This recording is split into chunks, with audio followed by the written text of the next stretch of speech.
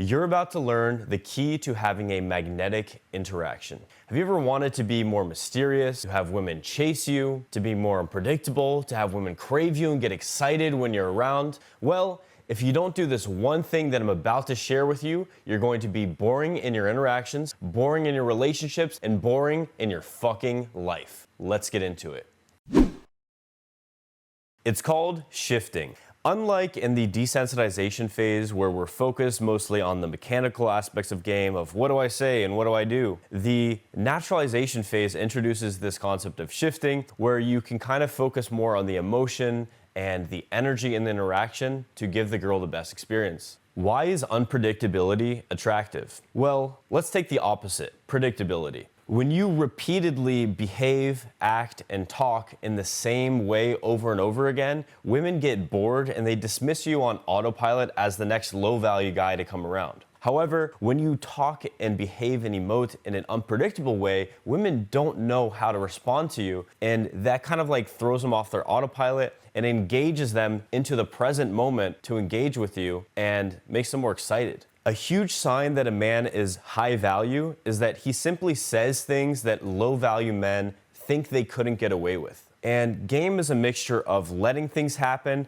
and making them happen. Too much letting things happen causes things to be passive and boring, and women don't get to feel your leadership. And when things are too making things happen, then it comes across as too aggressive and too pushy. What we're aiming for is the middle ground, that sweet spot where women get that perfect balance of predictability, unpredictability, making things happen, letting things happen. So it's a nice balance. The 5 things that you need to shift in an interaction can be remembered by the acronym ICED. Intensity, conversation, emotion, environment, and dynamic. Shift the emotions. Why do you need to shift the emotions? Because that's what causes people to feel. People don't feel emotions themselves, they feel change in emotion. So for example, going from a neutral, chill state to cracking a joke is going to provide more of an emotional stimulation than joke after joke after joke. Which emotions? The universal human emotions. You can cycle through all these emotions as an exercise and try expressing each emotion to its fullest extent. Don't go overboard with this. 80% of the time, you're just being chill and having a man-to-woman interaction. Think of your favorite movies. They're not just chill the whole way through. There's some bumps in the road. There's some conflict, some tension, some suspense, some mystery, some sadness, some romance, some drama. Those emotions make those movies interesting. Shift the environment. This comes down largely to the time dilation effect. Think of your typical routine with school or work where every day seems kind of mundane and it's kind of the same thing and weeks kind of go by and you don't really notice. Now think of one particularly fun adventure day where you're exploring, maybe you're hiking, maybe you went to a music festival, and the whole day seems longer than that week of routine. Why does that day seem so much longer? It partially goes down to the time dilation effect because you're in more different environments and they're novel environments, so your concept of time is expanding. You can use this with girls to make them feel like they've known you longer, and it allows them to get closer to you faster. To give you an example of this, I recently had a day game pull from Barcelona before my immersion program there. I met this girl at the Sagrada Familia Cathedral. We went outside to take some photos. I brought her to get gelato. We sat down, we looked up at this beautiful view, and then we walked around the city exploring the art and the architecture. We got food. We then walked home. I showed her a view from my balcony, and then we had premarital coitus. When everything is changing around you and you and her are the only constants, that allows you to build the bond very quickly. You know you'll be getting good at this when girls say things like, I feel like I already know you, or I'm super comfortable around you.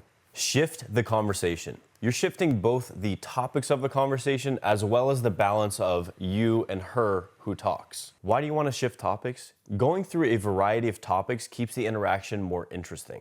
You generally want to bounce around to new topics every few minutes. Don't get me wrong, it's okay to have in-depth conversations about one topic, but after you've already had sex with a girl, your goal with a girl that you've just met is to become intimate with her. And you don't want to stick on one topic for too long because that gets really boring. And I know when a girl brings up a topic, you kind of feel like it's safe and you can talk about it forever, but don't fall into that trap because that's the one-way ticket to the friend zone where you're just having friend-to-friend conversations that lead to nowhere. When transitioning between topics, you don't need some smooth segue, you can just change the topic. And now for balancing the conversation between you and her, check out the diagram.